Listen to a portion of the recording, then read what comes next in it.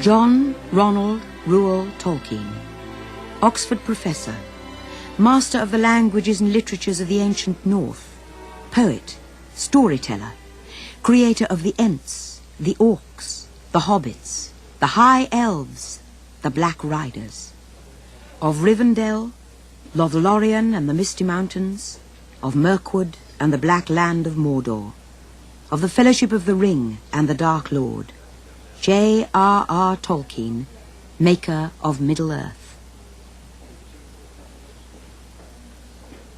The legends of the Silmarillion, root and ground of the world he created, have been an inspiration to other artists. The Hobbit, written for his children and published more than half a century ago, is known now all over the world, and The Lord of the Rings has come to be widely regarded as a formative book of our time. Nearly 40 years after its first publication, a special edition, illustrated by the artist Alan Lee, to commemorate the 100th anniversary of Tolkien's birth, sold out as soon as it reached the bookshops. I think that I would say that the appeal, the attraction lies in my father's extraordinary power of compelling literary belief in an unreal world, what he called a secondary world. That is, a world that exists only in the mind. It cannot be seen, cannot be found. It exists only in the mind. And many people have discovered, perhaps many people for the first time in their lives, have discovered that this is a very delightful thing. And this world that they enter proves to be an extraordinarily interesting place, with a long imagined past. In this world, strange beings, beautiful, noble, terrifying, hideous, strange places, strange events are encountered. But in this world of his devising, when you enter it, they are true. Their existence cannot be doubted so long as you're in that world, because they accord with the laws that govern it. I think the ultimate secret of Tolkien's continuing popular appeal is something that was a mystery even to him. And I would say it was a quality of imagination. He was able to imagine and to make real things which nobody had ever thought about before. The kind of thing I mean is, for instance, Ents. Nobody ever talked about Ents before. They're not part of the background literature. They're not part of the tradition. He just made them up. But once he made them up, everybody understood them. Everybody could recognize them. Another, even more obvious example is hobbits. Hobbit even sounds like a proper English word, but it isn't. He made it up. And he made the whole conception up behind it. And yet, once he invented that, everybody, in a sense, has understood it, and many people have actually imitated it. So he was able to create these creatures, and also, I think, these characters. I think you only have to say Gollum, Gollum now, and everybody knows what you mean and what kind of character you're imitating. This is a quality which very few writers have. They can invent a notion which becomes known to the wider world, even among people who haven't read the book. J.R.R. Tolkien was born in South Africa of English parents in 1892. When he was 4, his mother brought him and his younger brother Hilary to England to visit relatives. During the visit, the boy's father died in South Africa, and Mabel Tolkien decided to settle with her 2 sons in England.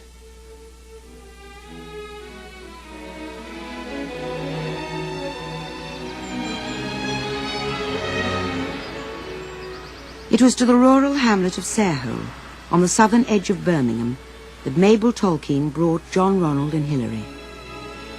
This was the countryside where she herself had been brought up, and it was here that Tolkien first discovered his deep and abiding love of nature and his roots in the West Midlands. Tragically, when John Ronald was 12, Mabel Tolkien died. She had converted to the Catholic faith some years previously, and inspired by her memory, J.R.R. Tolkien remained a devout Roman Catholic all his life, as his eldest son, Father John Tolkien, recalls. It's one of those things that if you have something like that, you can't sort of say particularly where it comes out, I think.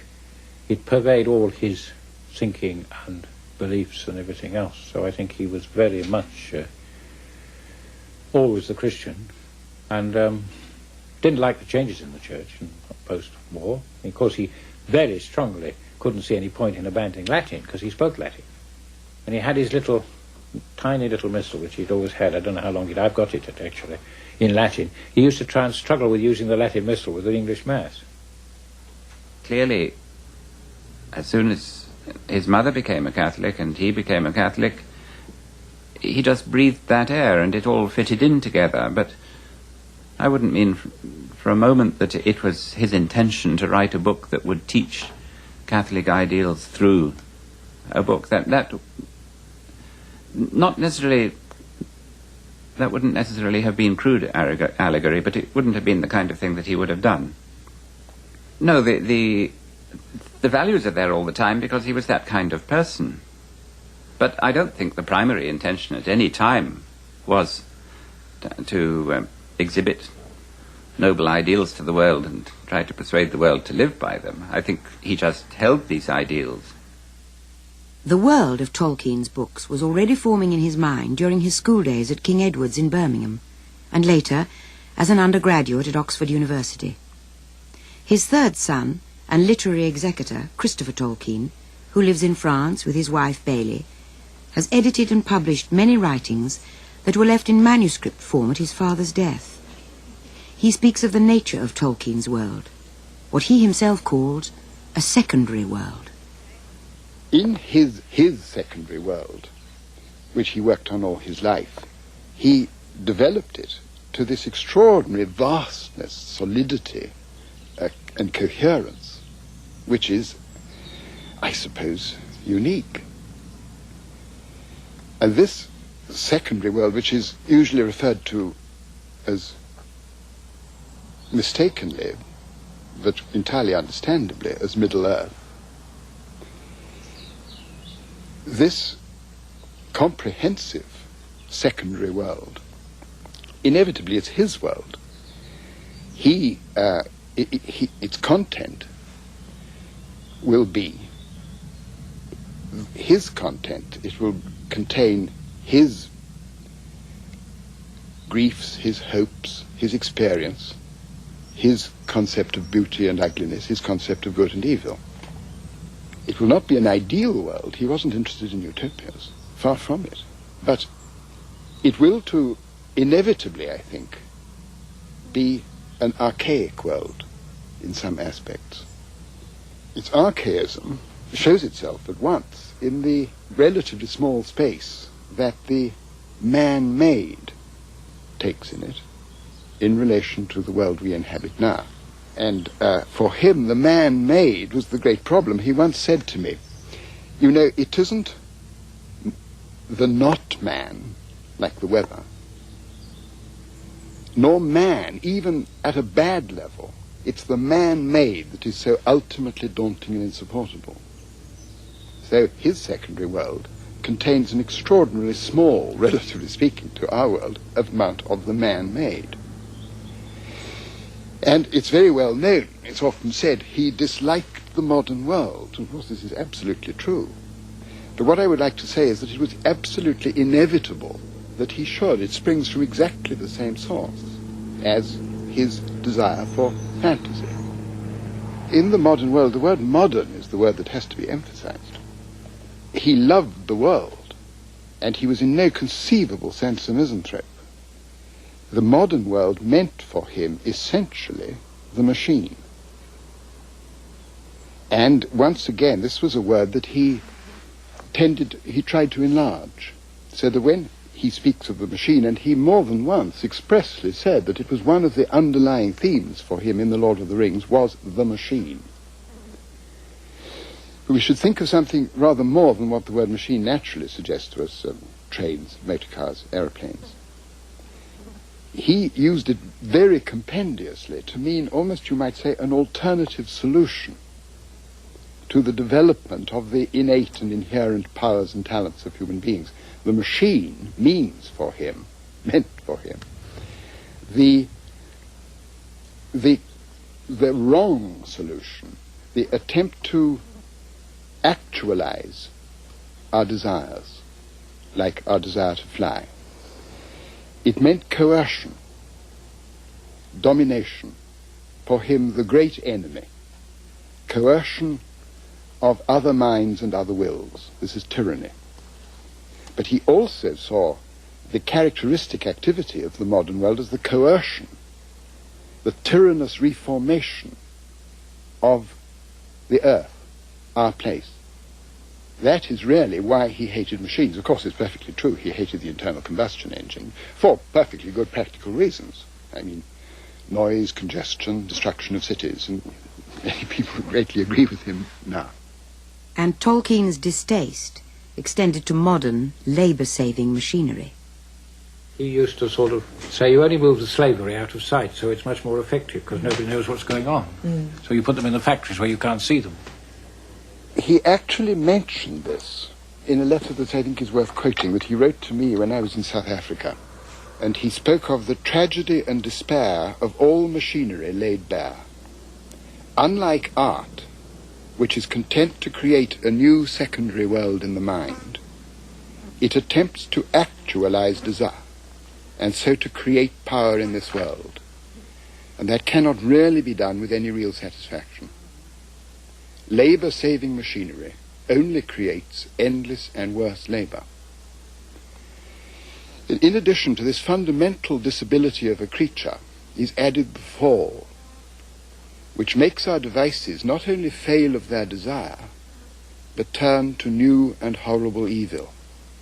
And so we come inevitably from Daedalus and Icarus to the giant bomber. And, of course, in his secondary world, the machine is, as he would say, mythologized, in the mythological mode, because he is dealing entirely in the representation of his perception of the primary world in the secondary world form, the world, if you like, of Middle-earth. And I think it is undoubtedly true that in this very large sense of the word machine, the supreme machine, in the mythological terms, is the ring, is the one ring. This, of course, may seem extraordinary, because many people would feel like saying, oh, but surely the ring is the most magic thing of all. To which he would have said, magic is very close to the machine. Magic is coercion, is the coercion of the world, the attempt by apparatus to transform the world. And indeed, the elves, as he again said, in saying all this, I'm largely drawing on what he himself said, putting it in my way. The elves represent, obviously they represent in a sense an aspect, they must do, of the humane. They represent an aspect of mankind, but raised in certain directions to a higher power, with powers that men don't actually possess. And that the ultimate aim of the elves is art and not power, whereas men have taken the solution of power represented by the machine. The ring is the ultimate machine because it was made for coercion, made by Sauron to coerce. And that is why the only solution to the problem of the ring, as the wise at Rivendell saw, was its destruction. And if the ring were not destroyed, it wouldn't in the long run matter whether Sauron got it himself. As he said once, Gandalf, if he had the ring, would be far worse than Sauron, because he would be righteous and self-righteous and coerce the world to its own good. And that was one of my father's greatest fears, was the coercion for good ends. He wasn't an unreasonable man, he wasn't an eccentric, he wasn't absurd.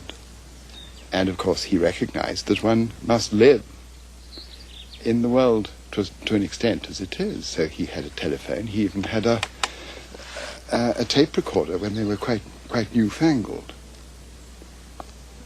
But as a vision of how the world could be, the machinery of telecommunications, just as much as the the airliner. No, they were not what he wanted in the world. I remember sitting with him, and I must have been quite a small boy, on the White Horse Hill in Berkshire, looking down over the Vale of the White Horse, through which the Great Western Railway line goes towards Bath and Bristol. And I think even then I appreciated his intense awareness of that hill, the archaic carving in the chalk of the White Horse, the bones of the hill. One could see Weathertop in that. But I also loved the soundless sight in the valley of the train with the line of smoke from it. But he didn't. He didn't. He saw it as the intrusion of coercion into the Vale, carrying people at high speed to destinations that they would have been very much better off going by other means. But what aspects of the primary world did Tolkien value enough to bring into his secondary one? I think that the answer to that lies in the intensity of his love for the primary, fundamental simplicities of, not necessarily of the natural world, but of the materials of the natural world, as used by men using tools and not machines. So, in food, bread, cheese, and wine, the materials of craftsmanship, stone, wood, and so on. But also there was his extraordinarily intense feeling and amazing ability to visualize landscapes. Although, in fact, he traveled, as people travel now, very, very little, it seems that a little went a very long way. And he had a great range of taste. Many people would naturally, I think, and rightly associate him with, well, of course, with trees, which has perhaps been, in a certain sense, exaggerated, because they had some sort of thing about trees. But trees are part of a much larger thing. Or one associates him with the Shire, because he so often said that he was hobbit-like.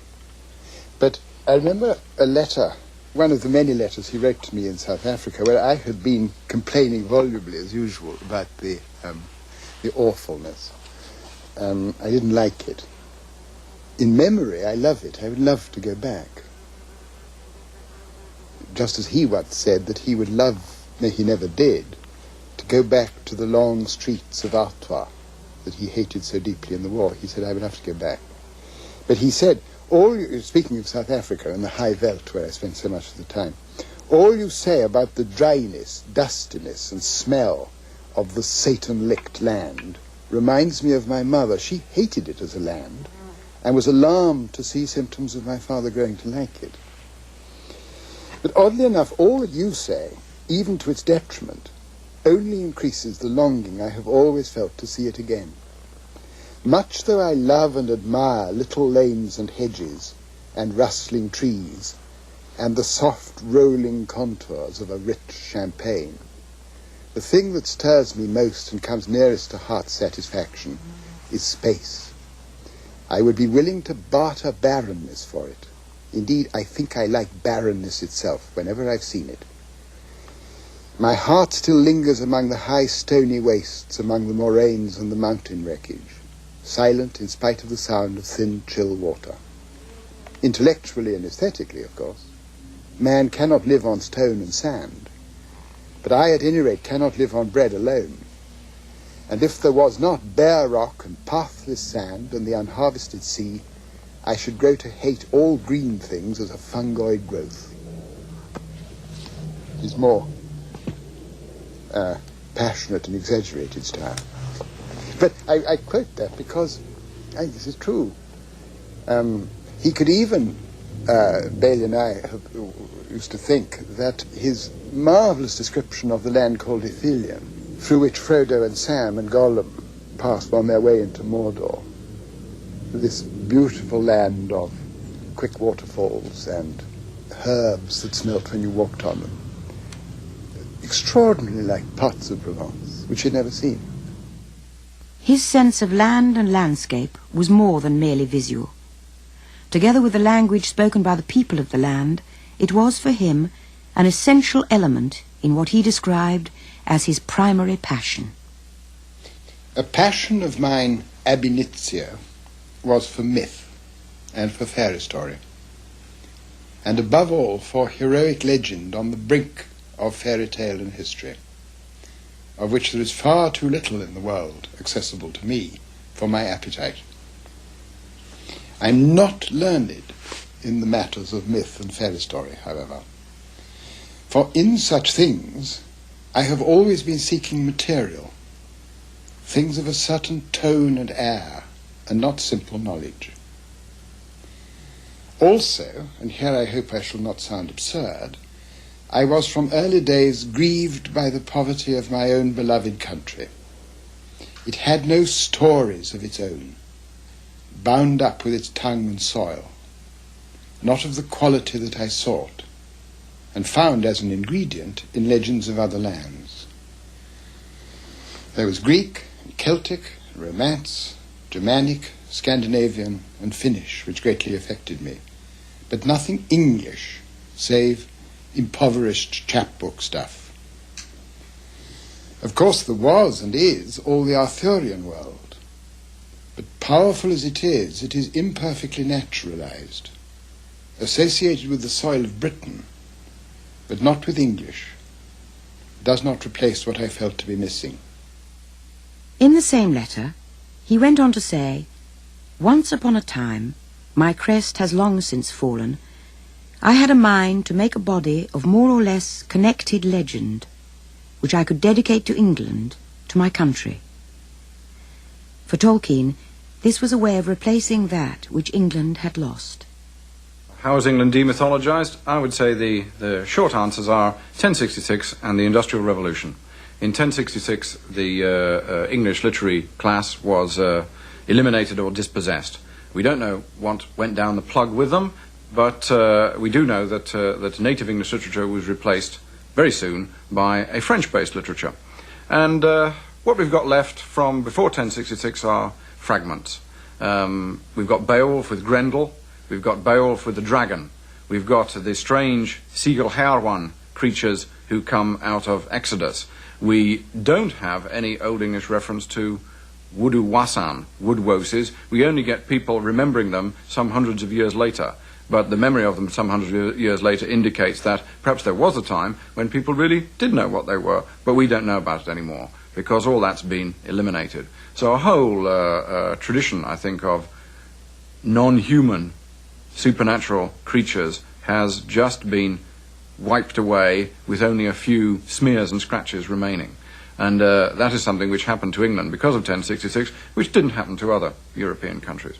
And then the Industrial Revolution came along, and of course it came earlier in England than in other countries, and when it came along, it took people's interests away from the fairy tales and the folk tales which they used to get from their nannies. Now in Germany, they were still telling them in the 19th century when the Grimms made their collection. But when English collectors went round trying to make similar collections inspired by the Grimms in the later 19th century, there wasn't very much left at all. So by the accidents of defeat in battle or of economic progress, I think a whole native English world of stories was destroyed. And ever since then, England has not had, as it were, a native mythology. It's had to borrow things from other people, like trolls from the Scandinavians, for instance. As a Dane, as a somebody brought up in this part of the world, and brought up with a lot of the Norse sagas and the Eddas and things like that, which quite naturally came into my school curriculum, I recognized such a lot of little snippets and bits and pieces. I said, I wonder who this man can be. He must know an awful lot about Norse mythology. And I could also see that he was doing fascinating things with words and names. And I could recognize little snippets again, which was, I mean, quite plain Norse or I don't know ancient Norse myself, but I know Danish, of course, and I also know both Swedish and Norwegian. So I have a fairly broad knowledge of Nordic languages. And I could see that this was a most unusual business. And I remember I even thought that there were bits that in his created languages, which sounded very much like Finnish. And it was only much, much later that I realized that they did indeed. Love of language was a fundamental element in Tolkien's creativity. At the same time, his love of the natural world inspired him throughout his life. He loved trees and flowers with a deep, urgent love, but I don't think he could really be called a botanist. He didn't have that kind. He obviously had the analytical wits for it, but they were all entirely used on philology. I don't think he would have wished, he certainly wouldn't have despised, but he wouldn't have wished to spend his time analyzing plants into different species. They would get taken up into the secondary world very quickly and become the plants of Middle Earth, like Nifredil or Simbelmyna, the white flower that grew specifically on the mounds of the dead. He would see them clearly. He had evidently a very powerful visualizing mind.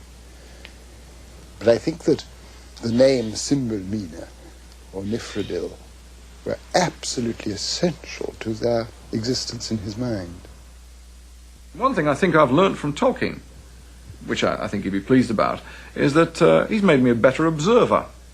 I actually look at things which he looked at because I've read him writing about them and started taking interest in them myself. So Tolkien, I think, is the kind of person who turns people into bird watchers or tree spotters or hedgerow grubbers. People who look at the plants and try to work out what they are, what their old name was, what they ought to be called now. A thing I never knew before is the tree which I call a rowan and which other people call a mountain ash. Rowan is Norse. Mountain ash is modern learned. What's the English word for it? I never knew. But actually, I read the Lord of the Rings carefully and I realized that the Old English word is quickbeam, quickbeam, and actually the modern English word is quicken or wicken. Now, I know lots of people who have names like Wickenden. I just didn't know what it meant before. An established Oxford don, Tolkien's genius was further employed in the 1920s and 30s, creating stories for his 4 children, John, Michael, Christopher and Priscilla. He had married Edith Bratt in 1916 and was now settled with his family in North Oxford.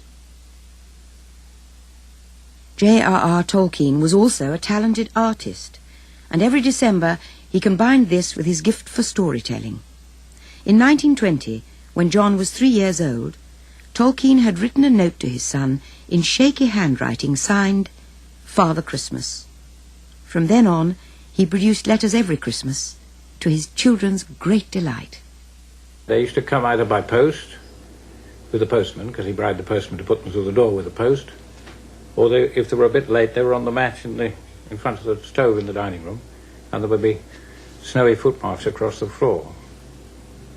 We never discovered, for a long time, never suspected that they were him, until one night we used to hang our big stockings on the bottom of the bed, and one night Michael and I still had a room together, and the door opened. We hadn't gone to sleep, and he stubbed his foot on the door and said blast in the only way that he could say it, and we knew who it was, but we hid under the blanket so as not to let him know that we knew, and we never let on to anybody that we knew till years afterwards. He was extremely clever in making the whole Father Christmas business totally credible to young children. There was the thing of the postman bringing the letters to the door with the North Pole stamps on them, and the whole way in which we put letters on the fire. And in the earlier part of the year, say in October, they wouldn't go for weeks, and then suddenly they would go. And we were, at that stage of our lives, deeply convinced in the reality of this, deeply convinced. Of course, one was more interested in the presents, in a way, whereas you can see from his letters that there was beginning to be a new secondary world. There was a sense in which, nonetheless, we were actually drawn in, I think, to the secondary world. It was actually existing, so it was intensely exciting. Intensely exciting. And frightening. Because when one heard, one couldn't go to sleep on Christmas Eve, but when one heard the tread of Father Christmas's feet coming up the stairs, then one pulled the clothes over one's head, and because something very strange had entered the house. After my father-in-law died and we received this vast mass of papers that he had kept all those years, some of which hadn't been looked at by anyone other than him, possibly not by him, the Father Christmas letters turned up. Nobody knew that they still existed. Nobody knew that he'd kept them, but he had. And they were there, absolutely intact, with the envelopes, the stamps, and everything. And it was decided that we could try it could be tried to make them into a book. They do produce a fairly coherent story, even though they consisted of these isolated letters written once a year. And they, of course, do relate to his primary imagination. As Christopher said, the creation of a new secondary world began, but it was one which was very closely related to the main one. What do you think the poor dear old bear has been and done this time? Nothing as bad as letting off all the lights. Only fell from top to bottom of the main stairs on Thursday. We were beginning to get the first lot of parcels down out of the storerooms into the hall. Polar Bear would insist on taking an enormous pile on his head as well as lots in his arms. Bang, rumble, clatter, crash, awful moanings and growlings. I ran out onto the landing and saw he'd fallen from top to bottom onto his nose, leaving a trail of balls, bundles, parcels and things all the way down, and he'd fallen on top of some and smashed them. I hope you got none of these by accident. I've drawn you a picture of it all. Polar Bear was rather grumpy at my drawing it. He says my Christmas pictures always make fun of him, and that one year he will send one drawn by himself of me being idiotic. But of course I never am, and he can't draw well enough. When he'd picked himself up, he ran out of doors and wouldn't help clear up, because I sat on the stairs and laughed as soon as I found out there was not much damage done. The character of the polar bear, of course, who emerges as more and more of a personality as time went on, and escapades involving him. But I think that the thing that stays with me is the goblin wars in the caves, because I think that's the point at which it touches most closely the real imaginative creation.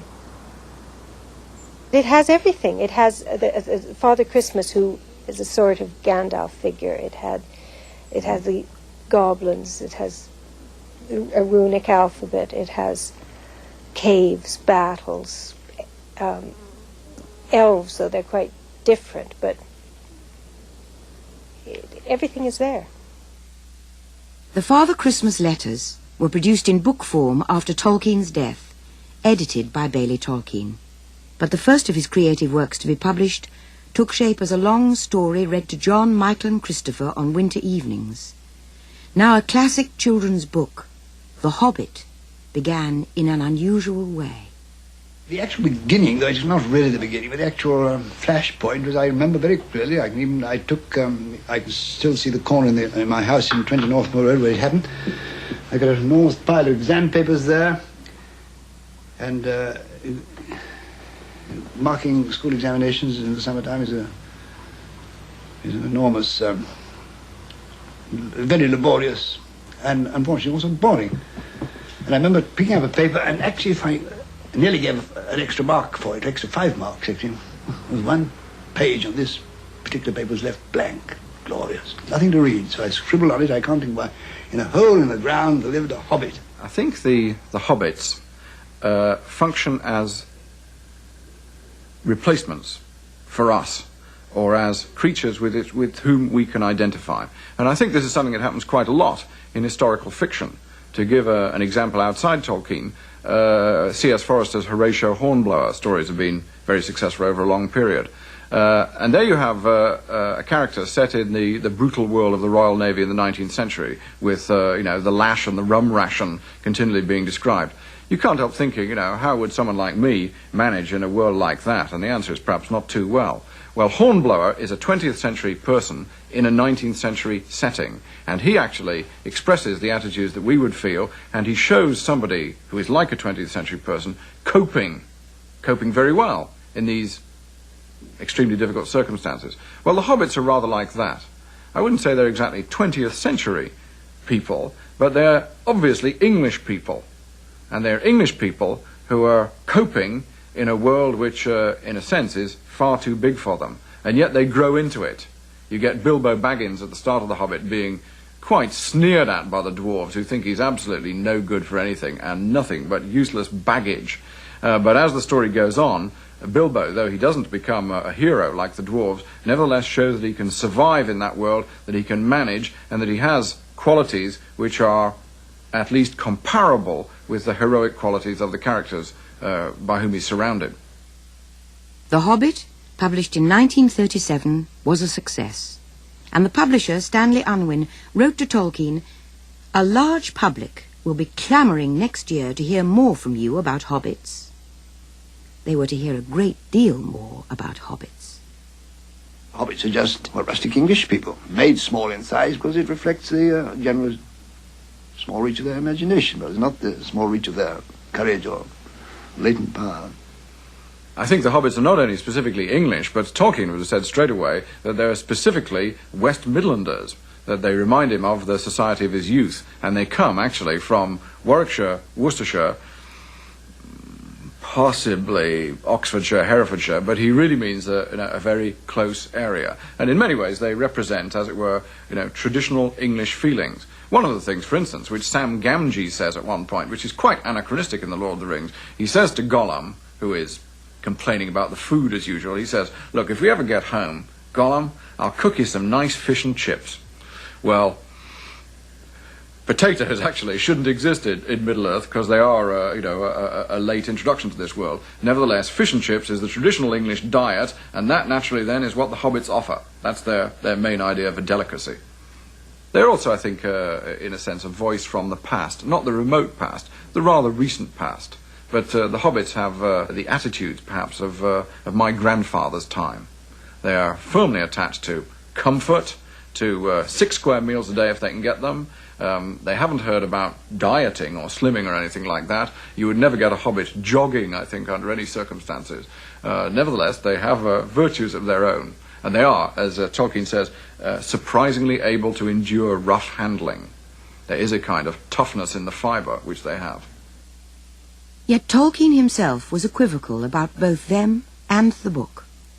On the 14th of December 1937, 2 months after The Hobbit had been published, and I think about 2 days before he began The Lord of the Rings, he said to a friend of his, he wrote to a friend of his, "I don't much approve of The Hobbit myself, preferring my own mythology, which is just touched on, with its consistent nomenclature. Elrond, Gondolin have escaped out of it, and organized history. I prefer that to this rabble of Eddaic-named dwarves out of the Voluspar, newfangled hobbits and golems invented in an idle hour, and Anglo-Saxon runes." Tolkien's own mythology had begun many years earlier, in his first and perhaps most important creative work, which would not be published until after his death. The Silmarillion was the primary, central work of my father's secondary world. One of the chief things that people know about it, I think, is that it was unfinished. But I think this is, in a way, misleading. The real point is that there were several Silmarillions. When he was a very young man, during the First World War, and in the years immediately following, he wrote a work called The Book of Lost Tales, which the little notebooks that he used still exist, little penny notebooks And some parts of it, he recorded, were written in the trenches under shell fire. And this was the first Silmarillion, although he didn't then call it that. It's quite unlike his later manner of writing, when he adopted a much more remote, exalted even, manner for his mythology. It's more immediate. It's even funny. It's written in an extraordinarily flowery, consciously archaic manner, which I think is very attractive. But there already, often in very early undeveloped forms, are the great stories, the great legends, which were an inspiration to him throughout his life. Above all, the Lay of Beren and Luthien, and the tragedy of Turin Turambar. Another Silmarillion was already in existence by about 1930. And that is very different. It's as I say, it's in a more remote style, and it's more chronicle-like. But the important thing is that was finished. The Book of Lost Tales, you could say, was finished. The 1930 Silmarillion was finished. It's complete. A completely enclosed myth, not presupposing any later ages. And at that stage, The Hobbit had no connection with it. In fact, he said in a letter that he wrote in 1964, he said, by the time The Hobbit appeared in 1937, the Silmarillion was in coherent form. The Hobbit was not intended to have anything to do with it. I had the habit, while my children were still young, of inventing and telling orally, sometimes of writing down, children's stories, in inverted commas, for their private amusement. The Hobbit was intended to be one of them. It had no necessary connection with the mythology, by which he means the Silmarillion, but naturally became attracted towards this dominant construction in my mind, causing the tale to become larger and more heroic as it proceeded. Even so, it could really stand quite apart. And so you see the famous names of Middle-earth, such as the Misty Mountains, Mirkwood, the great river of Wilderland, they began with The Hobbit and had no necessary association at all with the mythology as it existed at that time. The Lord of the Rings began as the sequel to The Hobbit. But this dominant construction in my mind, as he says, attracted everything into it. Attracted The Hobbit, and still more, of course, attracted The Lord of the Rings. So The Lord of the Rings becomes, in the most complex fashion, both the sequel to The Hobbit and heavily involved with the Silmarillion. The Lord of the Rings, Tolkien's heroic romance, as he called it, with its vast imagined world, was begun in 1937. But it took him 12 years to write. At the same time, he continued with his academic work as Professor of Anglo-Saxon at Oxford, which was so closely related to his creative writing. I think that they were intertwined with each other. Which I call the content, as opposed to the practice of his academic work, is one of the primary ingredients in the secondary world of many kinds. Anglo-Saxon above all, and of course the philology.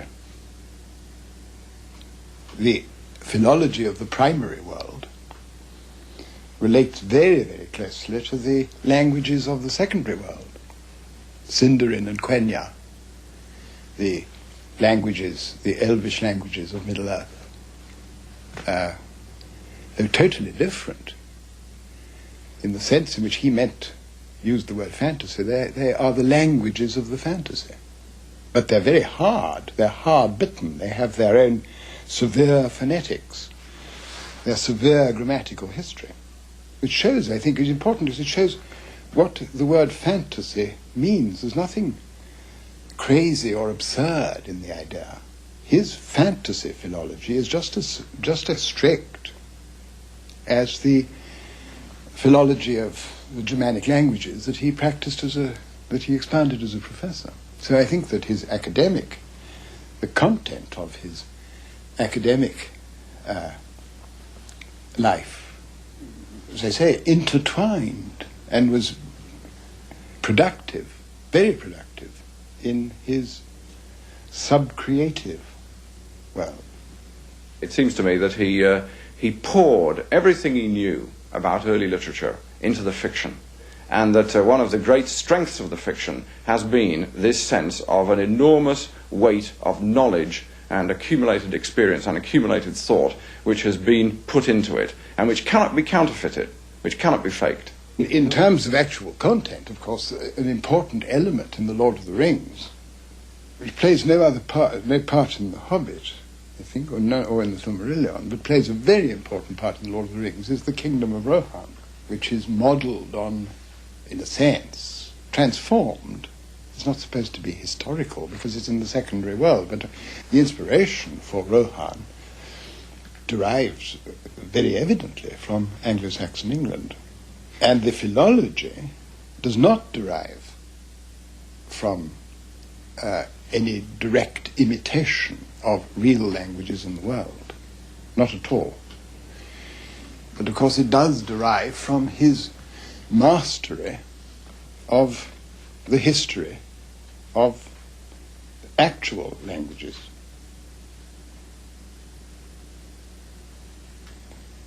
That is to say, his knowledge of the history of English, German, so forth, other Germanic languages. He used this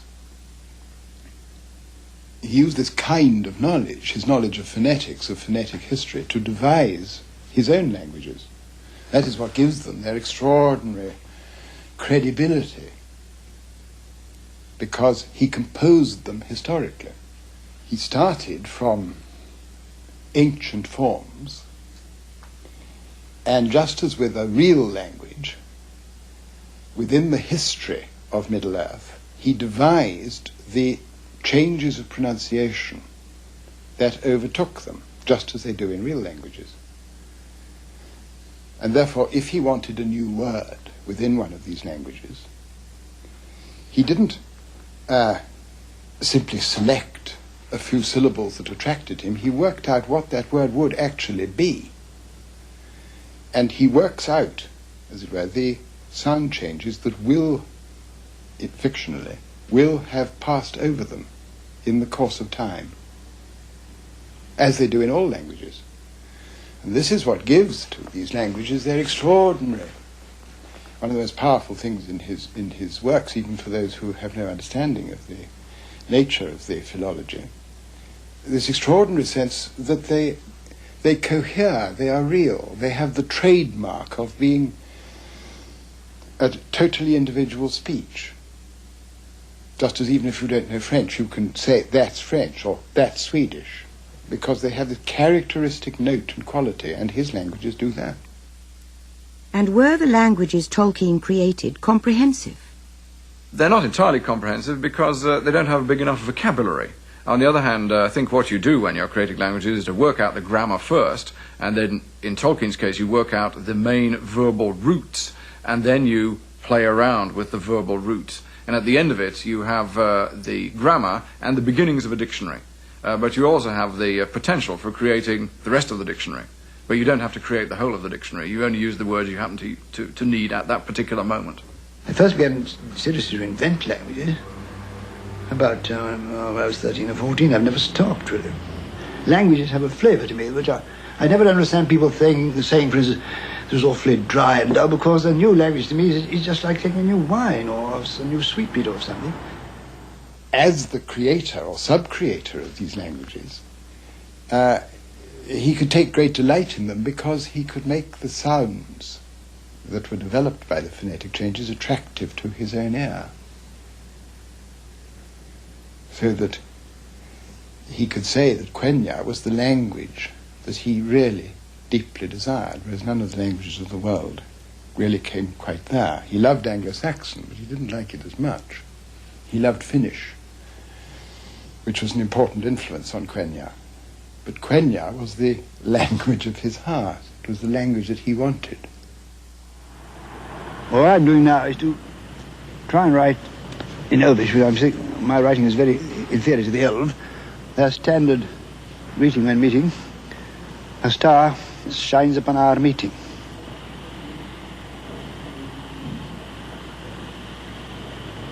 Oh, Lord. I've made a mistake, haven't I?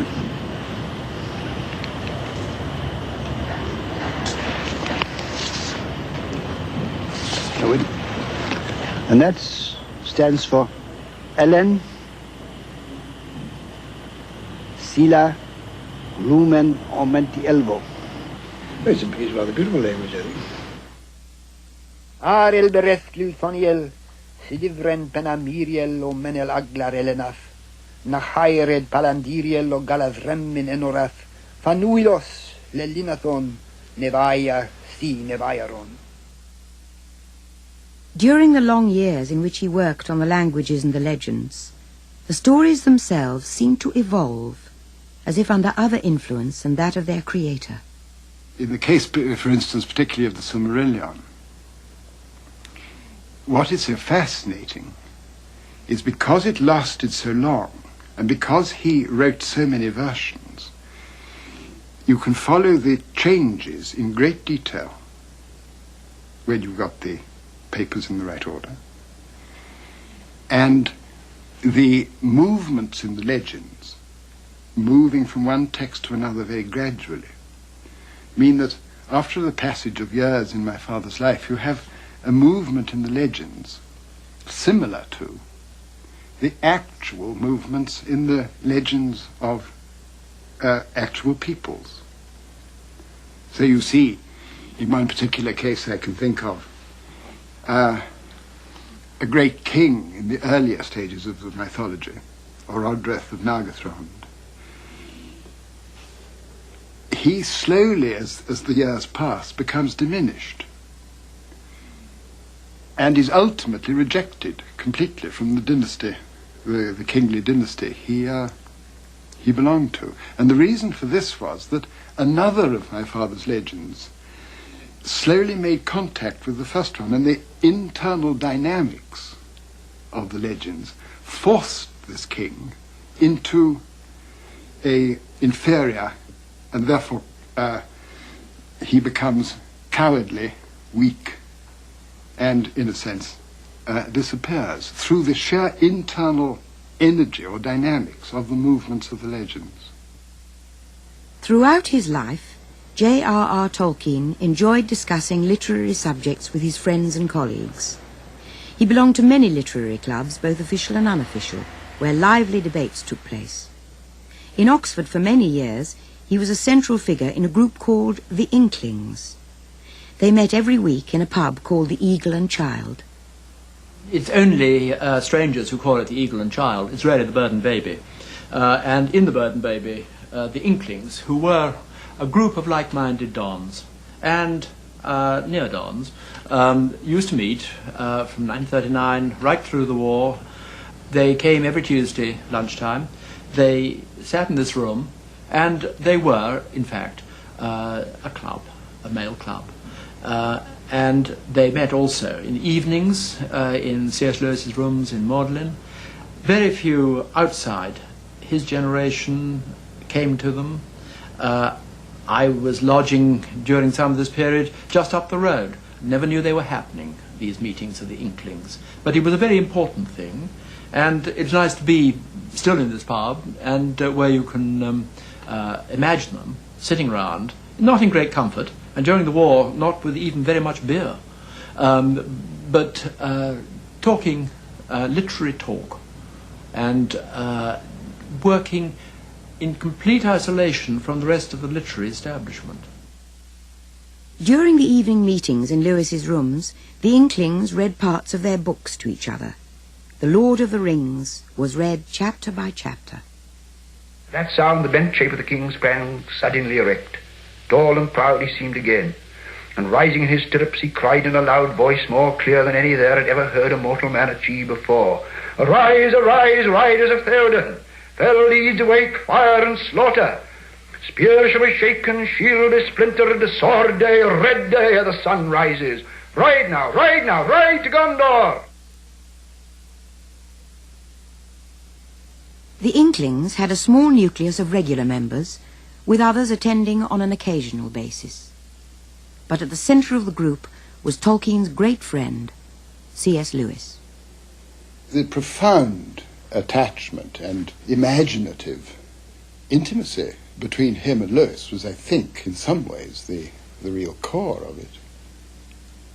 Certainly it was of profound importance to my father, that relationship. Indeed, to both of them.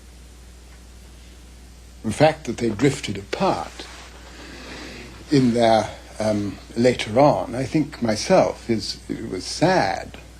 But I think I would say that it was no more than a drifting apart. I don't think myself that it really requires to be studied in depth. I think what I should concentrate on was the extraordinary support of mind, of taste, that they offered each other.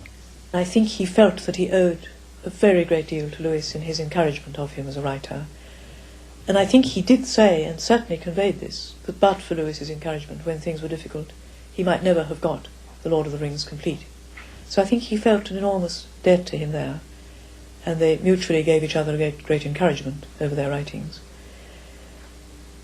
I think that it was the most tremendous grief and blow when Lewis died, even though in the years preceding Lewis's death, following Lewis's marriage, and also after his move to Cambridge, they'd not met regularly and they'd seen very little of each other, and there was a lessening of the bond, a loosening of the bonds, and a loss of what my father would call the communion between them. But nonetheless, I think the memory was always there and the affection remained. In a letter he wrote to me, which was in response to a letter I wrote to him of sympathy after Lewis's death, he said that he had the normal feelings of a man of his age who feels he's losing his leaves one by one, but that Lewis's death felt like an axe being taken to the roots, which I think expresses far more than anything else what he must have felt. With Lewis's encouragement, Tolkien persevered with the enormous task of completing The Lord of the Rings. It is often said that the writings of any major author must, to some extent, be autobiographical. How true was this in Tolkien's case, both specifically in The Lord of the Rings and generally in his other works? I have a passage taken from my father's story, Leaf by Nigel, which is probably the most obviously autobiographical of anything he wrote, I think. And Mr. Nigel is a painter who can never get his big work finished, which is the painting of a tree. And finally he comes to die, which is what is called in the story going on a journey. And he finds himself eventually in another country. Nigel pushed open the gate, jumped on the bicycle, and went bowling downhill in the spring sunshine. Before long, he found that the path on which he had started had disappeared, and the bicycle was rolling along over a marvellous turf. It was green and close, and yet he could see every blade distinctly. He seemed to remember having seen or dreamed of that sweep of grass somewhere or other. The curves of the land were familiar somehow. Yes, the ground was becoming level as it should, and now, of course, it was beginning to rise again. A great green shadow came between him and the sun. Nigel looked up and fell off his bicycle. Before him stood the tree, his tree, finished. If you could say that of a tree that was alive, its leaves opening, its branches growing and bending in the wind, that Nigel had so often felt or guessed, and had so often failed to catch. He gazed at the tree, and slowly he lifted his arms and opened them wide. "It's a gift," he said. He was referring to his art, and also to the result. But he was using the word quite literally. And that passage, I think, illustrates very profoundly my father's belief in the source of his own inspiration. One of the things where I feel rather sympathetic to Tolkien is that he was a very private person. He didn't expect, as it were, to have biographical criticism perpetrated on him, and I don't think he'd have liked it if it had happened. Having said that, nobody can avoid putting their personal life into their fiction. I mean, what else have you got to put into it other than, in his case, the learning? So I'm sure that in many respects, like, for instance, his war service, his experience with the war, and also the terrible experience of having been in the war to end all wars and then seeing his sons go off to fight the next war to end all wars. All that, I think, is very much part of his fiction. And one way of looking at The Lord of the Rings, I think, is to see it as a post-war book, except, of course, it was written during the Second World War. But all that, I think, affects it powerfully. He was a very jovial man and loved good company, good wine, good conversation. But it frequently came through that he had an underlying melancholy. I think he believed very deeply in the mythical, historical framework that the world is running down from a golden age and has gone fairly far. And that, of course, is also the framework of his whole creative work, now that we have so much more than just The Lord of the Rings.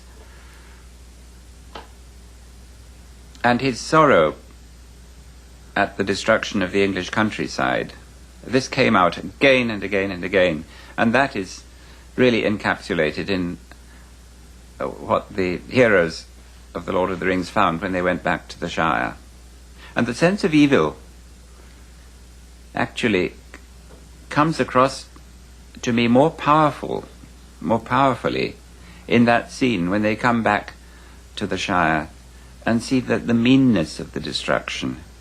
This is more powerful to me than all the evocation of the grand and cosmic evils of Mordor itself. Because I think the other was storytelling, but this was what he had felt. It was one of the saddest hours in their lives. The great chimney rose up before them, and as they drew near the old village across the water, through rows of new mean houses along each side of the road, they saw the new mill in all its frowning and dirty ugliness, a great brick building straddling the stream, which it fouled with a steaming and stinking outflow. All along the Bywater Road, every tree had been felled. As they crossed the bridge and looked up the hill, they gasped. Even Sam's vision in the mirror had not prepared him for what they saw. The old grange on the west side had been knocked down and its place taken by rows of tarred sheds. All the chestnuts were gone. The banks and hedgerows were broken. Great wagons were standing in disorder in a field beaten bare of grass. Bagshot Row was a yawning sand and gravel quarry. Bag End up beyond could not be seen for a clutter of large huts. "They've cut it down," cried Sam. "They've cut down the party tree." He pointed to where the tree had stood, under which Bilbo had made his farewell speech. It was lying lopped and dead in the field. As if this was the last straw, Sam burst into tears. Tolkien, I think, had a melancholic streak. Perhaps that's putting it too far. I would put it this way, that when he was 22, he had many friends. When he was 26, they were nearly all dead. Obviously, an experience like this does affect anybody, and from a very early period, Tolkien obviously continues to think about death. And part of his mythology is to construct a race of creatures who are deathless and who wish to escape from deathlessness in the way that human beings wish to escape from death. But the centre of all that is the thought of death. The strange thing, perhaps, is that everybody thinks like this sooner or later or at some time, but Tolkien was thinking about that very early on, and it was a thought which never left him. But I think the reason there is actually quite clearly biographical. It's caused by the experience of the First World War and by seeing his whole generation of age mates at school just wiped out, apart from himself. If you really come down to any large story, it interests people, can hold them attention for a considerable time, or make stories, practically always, a human story is practically always about one thing, aren't they? Death. The inevitability of death. The passage in The Lord of the Rings which most clearly recalls the First World War is when Frodo and Sam, with Gollum, are actually crossing what they call the Dead Marshes. Now, the Dead Marshes look very like a First World War battlefield.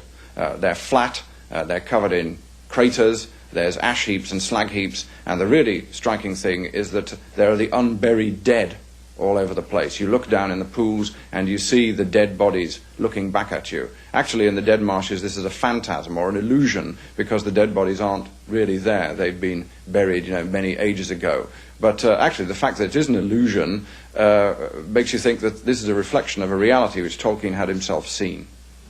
There is no such thing as a natural death. Nothing that happens to man is ever natural, since his presence calls the whole world into question. All men must die, but for every man his death is an accident, and even if he knows it and consents to it, an unjustifiable violation. Well, you may agree with words or not, but those are the keyspring of the laws of the ring. If death was the great underlying theme of The Lord of the Rings, what were the sources of Tolkien's special creativity? I always, in writing, always start with a name. Give me a name and it produces a story, not the other way about, normally. I think a lot of his creativity came out of a kind of careful brooding about the history of places. The Lord of the Rings, in some ways, is a work governed by a map, and that map is a map of fantasy. But behind the map of fantasy, there is a real map of England. But you have to know that real map very well. You have to know it down on the level of names of streets, not just names of towns. For instance, if I could give one example, just outside here, 100 yards outside here, we have Woodhouse Lane, which goes over Woodhouse Moor to Woodhouse Ridge. What does Woodhouse mean? Well, if you look it up in the book, it says house in the wood, which is pretty boring. But Tolkien knew that actually nobody around here says Woodhouse. They all say Woodhouse. And actually some of them say Woodhouse. Now, a woodhouse is a different thing from a woodhouse, and Tolkien thought it might have meant, once upon a time, not house in the wood, but Wudu Wasa, which means wild man of the woods, Woodwose, satyr. And that, in a sense, is the start for his picture in The Lord of the Rings of Garn Buri Garn, the headman of the woses in the woods. Well, Tolkien obviously thought to himself, what is a woodwose? Did they really live here? It's a very good place for woodwoses, because it is, as it were, a heavily forested and steep site where wild men could lurk for a long period. Well, he obviously thought about that. You wouldn't think about that if you didn't walk along the road. And then again, I think he set his story, Farmer Giles of Ham, in Brill, which is, 10 miles outside Oxford. And the reason I think he was interested in that was that he knew that Brill had a Celtic element in it. It means Bree Hill. And when he looked at the map, he discovered there was a little cluster of these Celtic stroke Anglo-Saxon compounds, and of course he wanted to know why, and he ended up telling himself a story about it. So very often I think that the story or the fiction comes out of a name and a wonder and a question which you ask yourself. And often, I must say, I found that the answers which he worked out to be extremely surprising. I don't think anybody else would have worked them out.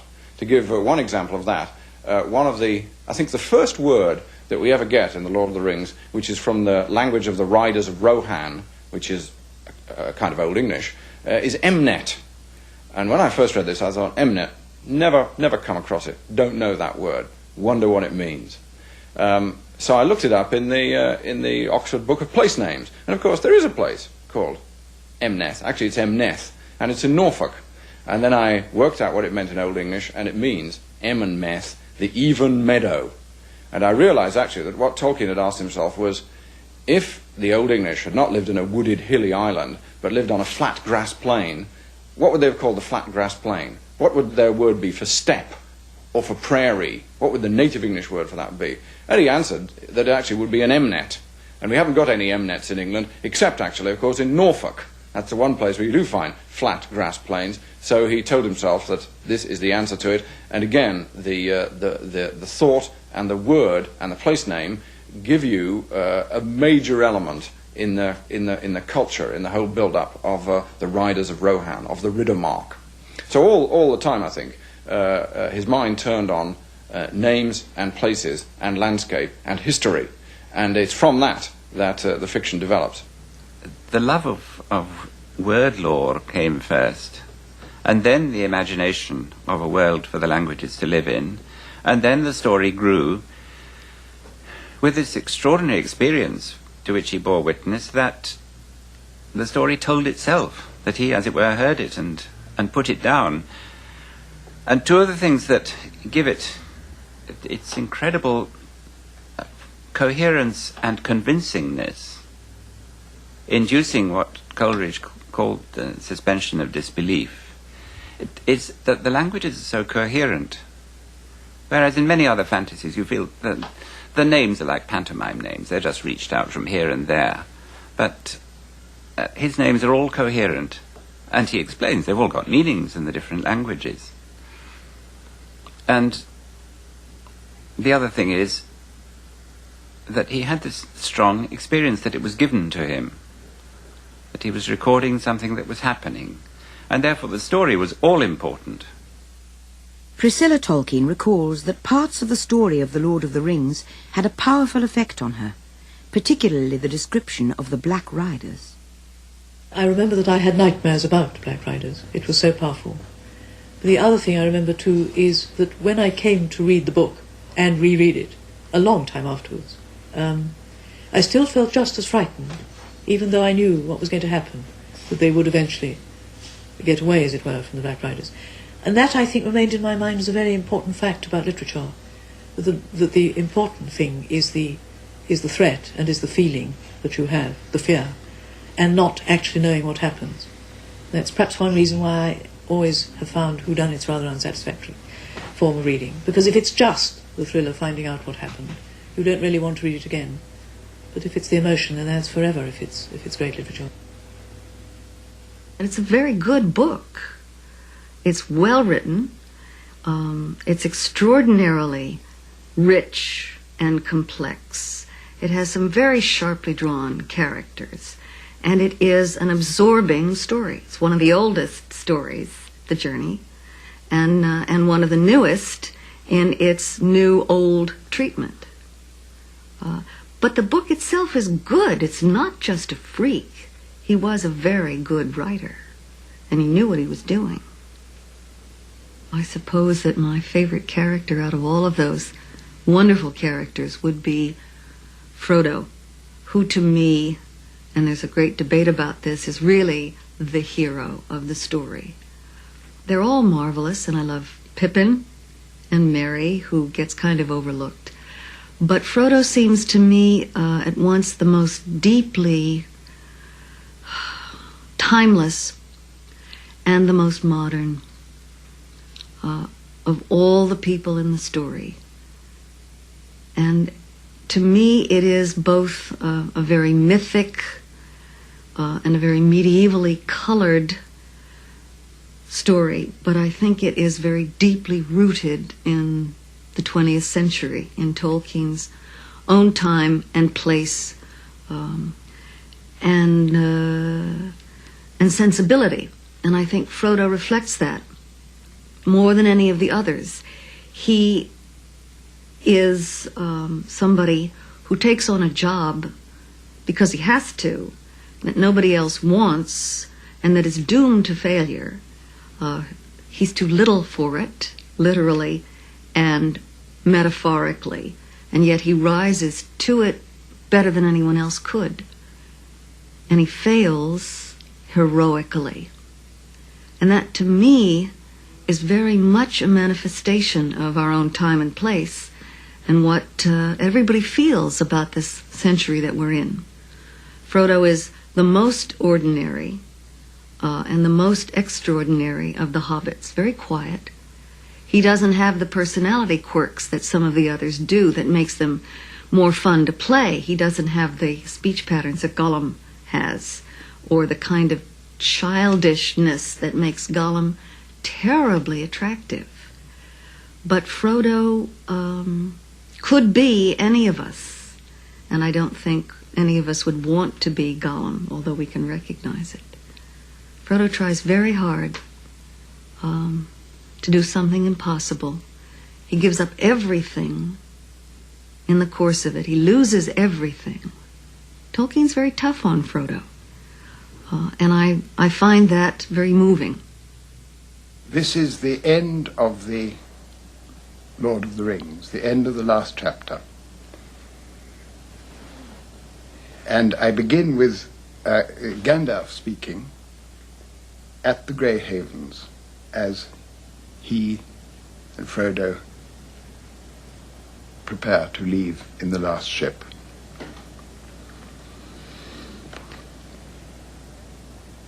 Well, here at last, dear friends, on the shores of the sea, comes the end of our fellowship in Middle-earth. Go in peace. I will not say, do not weep, for not all tears are an evil. Then Frodo kissed Merry and Pippin, and last of all Sam, and went aboard. And the sails were drawn up, and the wind blew, and slowly the ship slipped away down the long grey firth. And the light of the glass of Galadriel that Frodo bore glimmered and was lost. And the ship went out into the high sea, and passed on into the west, until at last, on a night of rain, Frodo smelled a sweet fragrance on the air, and heard the sound of singing that came over the water.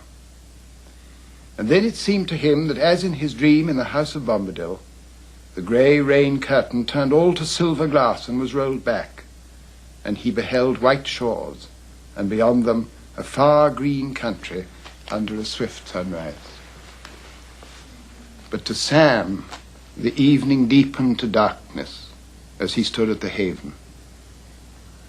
And as he looked at the grey sea, he saw only a shadow on the waters that was soon lost in the west.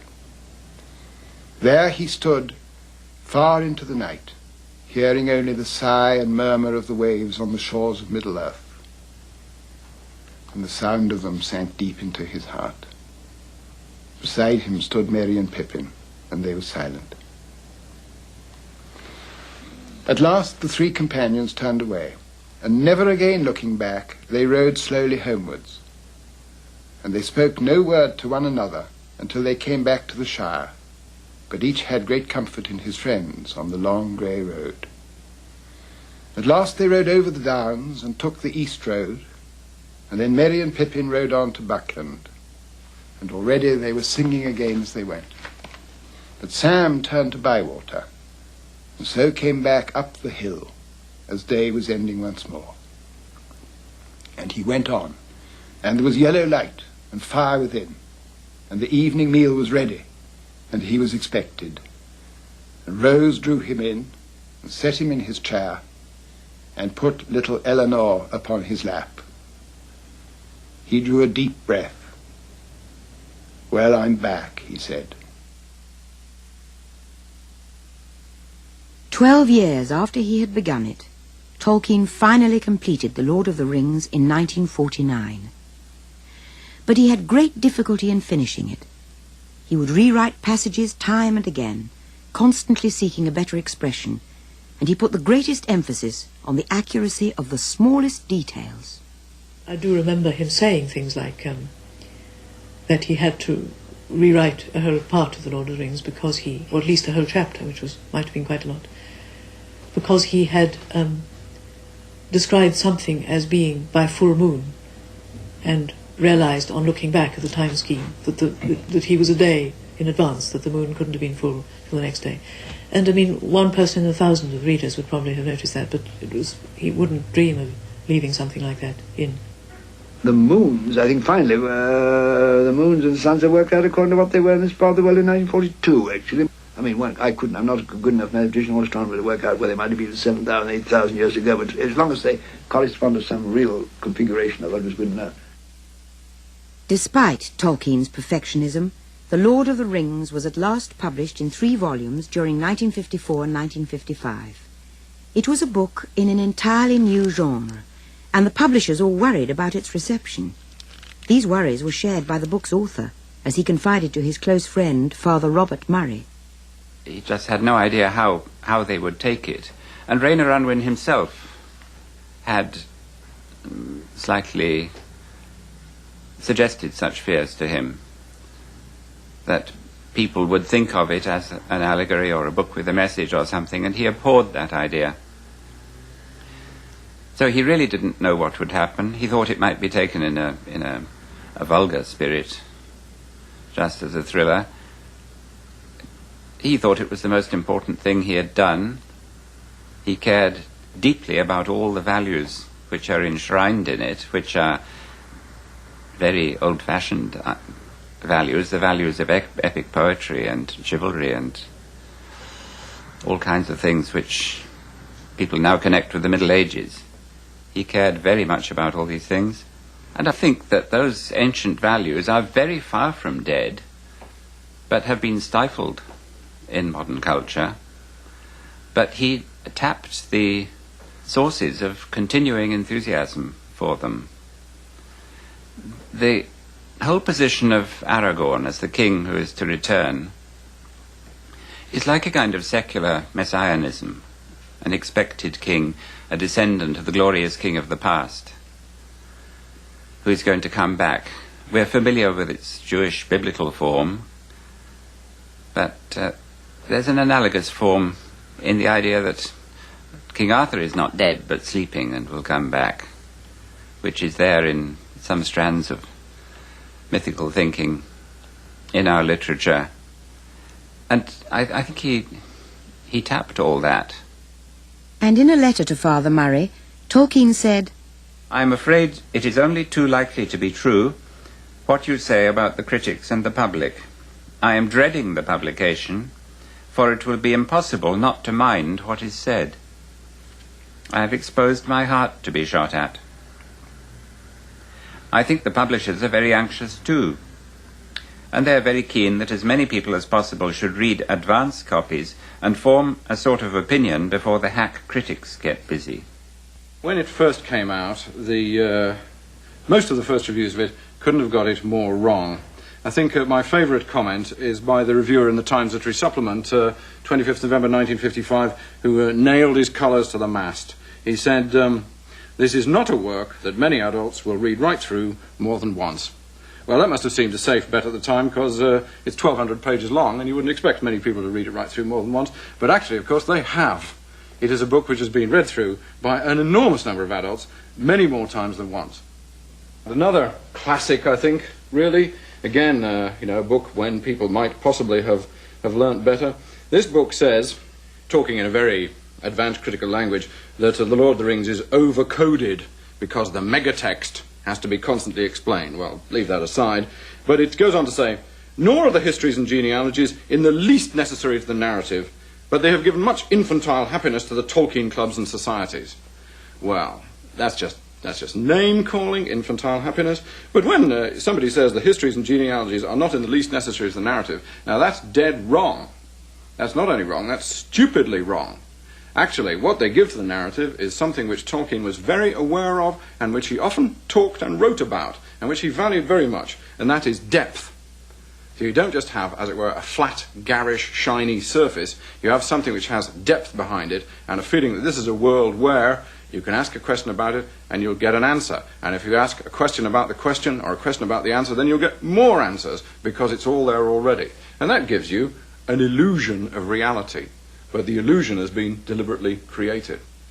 The critics were varied in their reaction to The Lord of the Rings. Among the condemnations, there were some significant good reviews. Bernard Levin wrote that it would be impossible to do justice to this magnificent book. To begin with, the learning is prodigious. But why did some of the critics get it so wrong? I would think that they read it right, and they realized what it was trying to do, and then they realized they didn't like that, so they denied their own response. And that, I think, is the worst thing a critic can do. When you know it in your heart, but then you think, I'm going to suppress this because it is giving an answer which I didn't expect and I don't like.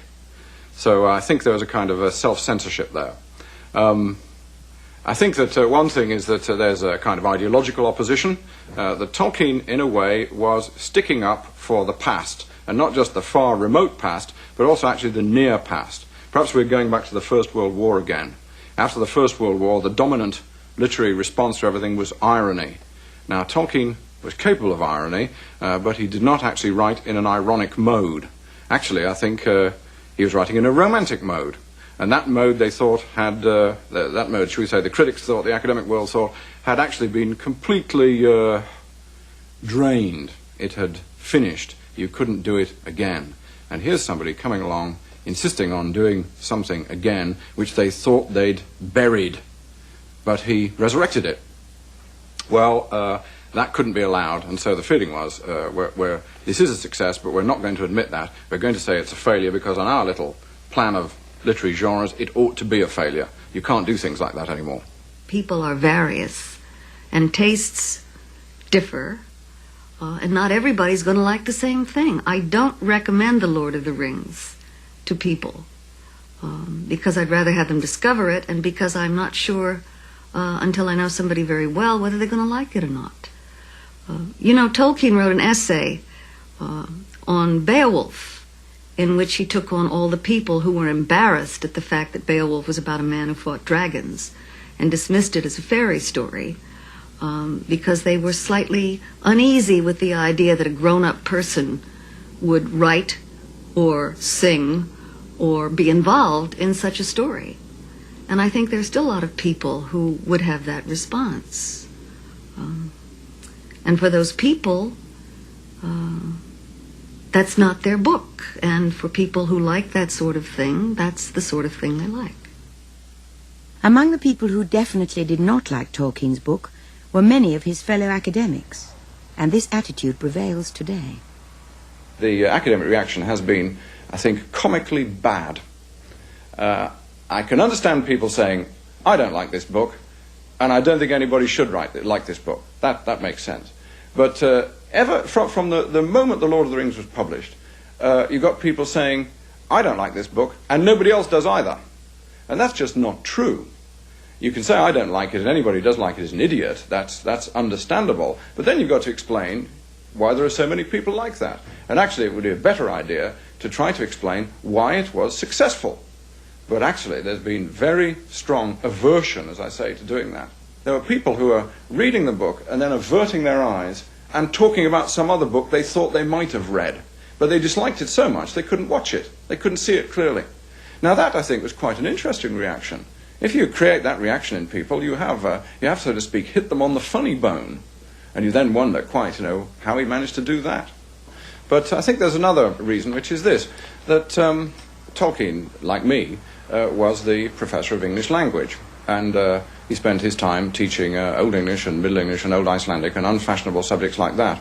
Well, as long as that stayed in a kind of ghetto, people were quite prepared to accept it. It was a minority subject taught to small numbers of students, which could perhaps safely be patronized. And what I think was particularly irritating was to find that the literary success of the century coming out of Oxford University was not one of the runners they'd backed, but one of the runners they hadn't backed. In fact, one of the runners they were dead sure wasn't going to start. And the sudden appearance, as it were, of this minority subject appealing to a very large community over the heads of the accredited scholars and the accredited literary critics and the academic world in general, that actually must have been, a shock and an embarrassment. And I think those reactions are still very prominent. The Lord of the Rings' popularity and appeal may have offended the academic establishment, but the book became a huge success, with a particular following in the United States, where part of its appeal was its very Englishness. I think he's profoundly English and very deeply rooted in a particular time in his country's and in Western European history, a sort of between the wars period which I think his work very much reflects, although it is not an allegory of it. But any great work is going to exceed its national boundaries without betraying its own cultural heritage. And I think The Lord of the Rings does become international partly by virtue of the fact that it is so very English. I was aware that the book had gotten a sort of second wind because I would see people reading it in grocery store lines and bus queues and things like that. I wasn't so aware of what has since become described as the Tolkien phenomenon or the Tolkien cult. And I'm not sure that it was that. It coincided with the time of great upheaval in our political and social and psychological life. And the book did speak very strongly to a lot of young people at that time, but it's kept on speaking since. Letters from readers poured in from all over the world. One of these came from the then Princess Margrethe of Denmark. She had read and been greatly moved by The Lord of the Rings. Ever since I grew up, I have loved fairy stories, legends and sagas, and to find that anyone of today obviously shares the same love and moreover takes it seriously enough to write a complete new cycle of legends as natural as the traditional ones has been a wonderful experience. But I do not think I have ever believed in fairies or elves so much before I got to know The Lord of the Rings. I don't think your tale would have been possible if the elves hadn't had a hand in it. There seems to be something more to it than can be explained by scholarly imagination and inspired writing. With her letter, the princess enclosed some semi-abstract illustrations which Tolkien liked. In particular, her drawing of the devastated Shire showed a scene which he described as dismally and meanly hideous, dreadfully like what happened to the village in which I lived as a child almost as soon as I had left it. Well, of course, I mean, one can't help remembering the hymn line of the Dark Satanic Mills. Of course. I've been to school in England for a year, so I know. Otherwise, I suppose I just... his description of these houses with ugly, narrow windows corresponded so very much to, among other things, the sort of ugly buildings that the Germans put up during the war in certain places where they fortified the coasts on the west coast, looking onto the North Sea, and you can spot those buildings even today immediately because the proportions of the windows are so ugly, strangely narrow and high-shouldered, unpleasant. And it was so strange that he should describe exactly the same kind of ugliness that to me is the essence of ugliness, of bad architecture, so to speak. So I suppose that's what I tried to put in. Queen Margrethe has continued to be inspired by Tolkien's writing. This is a watercolour that I did sometime, I think, in the late 70s, probably. Anyway, after I'd read the Silmarillion. It's really after the story of Turin Turambar. It's when his old father is released and comes back and finds, I think it's his wife, yes, his wife, sitting at the stone which was put up where Turin and his sister were buried. J.R.R. Tolkien's books have sold millions of copies and have been translated into over 25 languages. The Lord of the Rings, in particular, has clearly touched people from all walks of life and different cultures. But Tolkien was concerned that the work was often misinterpreted as allegorical or condemned as escapist. Many people apply to the ring, particularly the nuclear bomb, don't they? I think that was in my mind, is that the whole thing is only an allegory of it. But it isn't. People can, of course, find allegories if they wish to, but as you can see, it was wholly outside his conception of what he was doing in what he called fantasy. The world he created exists for itself and for what it tells you and for what delight it gives you. It may, of course, contain, as indeed it does, elements of his own comprehension, his view of the world at large, but not anything out of the primary world. Just as it contains no specific reference to the Christian religion, it actually contains no specific reference to communism or fascism. Absolutely not. His view of such things, if available at all, will be in solution in the secondary, mythical or mythological world that he has created, but not actually itself. Therefore it is in no sense an allegory. The double meaning is not present. Escape is a different question. He was there, perhaps more deeply hostile, because escape is used, has often been used as a means of attack on the very conception of fantasy, of the secondary world. And he in a sense, he said, of course it is an escape, if you like, because it's a movement out of the primary world, which isn't such a pleasant place, into a secondary world that may not be very much more pleasant, but it's in a way very different. And there are terrors as well as beauties in the secondary world. But it is not. He said that his critics had chosen the wrong word. He said they were perhaps maliciously confounding the escape of the prisoner with the flight of the deserter. And why should what he offered, if it is escape, not be the escape of the prisoner, which in other contexts is regarded as a very noble thing to try to do, to get away?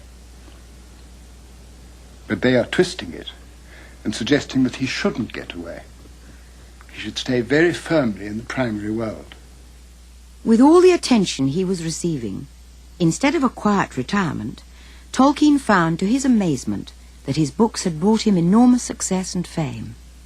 He was overwhelmed, in a sense, by fame because it distracted him. And he was too easily distracted, perhaps. He did have a few luxuries which fame gave him when the money began to flow. He took taxis, for instance. But outwardly, he was the same man, living in the same modest way, absolutely unspoiled. And this was very, very attractive to those who came, as I did, to see him. He was not the grand man famous to give you more than a quarter of an hour. He was the same Professor Tolkien, interested in whatever happened to be at the moment on the top of the agenda, making these jokes, striking matches, lighting his pipe, and roaring with laughter. He was a good friend. He was very much what one imagines an Oxford Don to look like. When I knew him, he was grey-haired, swift of speech, but a little bit incomprehensible at times. He spoke, he tripped almost over his own words. He would laugh immoderately at his own jokes, often when you hadn't heard them properly. He was the soul of courtesy.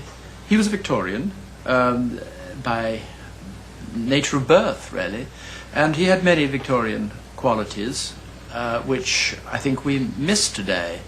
That innate courtesy in dealing with people, and especially with people out of generation as I was. He never made me, he tried never to make me feel embarrassed by his company. I was often embarrassed by his company because he was a ferocious intellect. He didn't throw this at me in any sense, but one was aware of it all the time. And he was a man who was loyal, almost in an unbelievable sense, once he got to trust you. In 1968, the Tolkiens moved from Oxford to Bournemouth, a place much loved by Edith, and where they lived for 3 years before she died. Tolkien returned to Oxford when Merton College offered him rooms in a neighbouring street, close both to the college and its gardens, whose beauty and serenity he had always enjoyed. But on his mind was the Silmarillion, the book all Tolkien readers were waiting for, but which he was finding impossible to finish. I think one must say it was the last version of the Silmarillion that he couldn't finish. He couldn't finish a Silmarillion that would stand in relation to the Lord of the Rings. It was inevitable that the Lord of the Rings must alter the Silmarillion, because having once been, as I've said, an enclosed myth with a beginning and an end, it now has the vast extension. And in the Lord of the Rings, there are major figures who come out of the elder days, out of the primeval world of the Silmarillion, chief among them Galadriel. So a great deal of writing back would have to be done. But my father being who he was, this writing back would never be a simple thing, because when Galadriel enters out of the Lord of the Rings into the world of the elves in Valinor, new stories begin. Right up to the end of his life, Galadriel's position in the elder days was still being developed. So this was a major problem, but I think there were deeper problems than this. I think that in his later years he had become detached in a way from the old legends, Turin, Beren, and so on. And they were immensely important to him, but they were things that, they were like the legends of the real world, which he could observe and study. And he became more and more interested, I think, more and more interested in the, what you might call the metaphysical aspects of his secondary invention. Above all, with the nature of the elves. Because it is absolutely fundamental to the whole conception is that men are mortal and elves are immortal. And as he declared, I'm sure rightly declared, the fundamental underpinning concern of all his work was death, the intolerable fact. And the nature of the elves, going right back to the Book of Lost Tales, was above all that they were immortal. They were not naturally destined to die.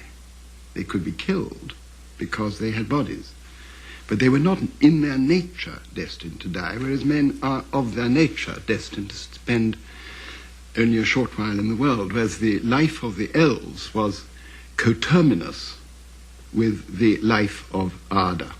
Arda being the elvish word for the world, our world, of which Middle-earth was a part. And so in his later years, he became involved in profound attempts to determine the nature of an immortal being who is nonetheless incarnate and possesses a body. This would, in turn, was beginning to develop new stories within the Silmarillion. And I think the whole thing simply became too large, too complex, to have so precise, to attempt to impose so precise a metaphysical explanation on it. It was perhaps a task for a younger man. The flame began to die down, and he hadn't the energy left that would be needed for such a huge transformation. Some people who knew him well thought that he didn't really, have said that he didn't really want to finish the Silmarillion, suggesting even that at some level he felt that to finish the Silmarillion would be finishing his life. I personally don't think that at all. I don't think there's any real evidence for it. I think he deeply wanted to finish it, but couldn't. Too large a task too tired. In the last photograph taken of him, he is standing by one of his favourite trees, the great black pine, in Oxford's Botanic Gardens. Less than a month later, on September the 2nd, 1973, J.R.R. Tolkien died, aged 81, and was buried with Edith in Wolvercote Cemetery. Christopher Tolkien brought the Silmarillion into publishable form after his father's death, and like the previous books, it became a bestseller.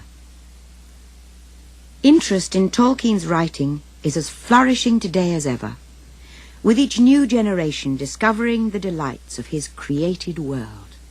There's a great hunger for some kind of literary tradition, I feel, among my students, so that I get students who have read Tolkien's Lord of the Rings 10 times and students who've never read it but are pulled into it by the idea that there's a connection between the medieval and the modern that they want to explore. The book taps into, I think, some very old patterns of desire that everybody has, of wanting a world that's richer and deeper and more alive than the one that Descartes has given us, wanting to find not magic but enchantment in the world around us, which Tolkien's world will give you on an abiding basis, so that when you have closed the book, you can look around you and your eyes still keep that imprint. You still see that world in the world that you live in.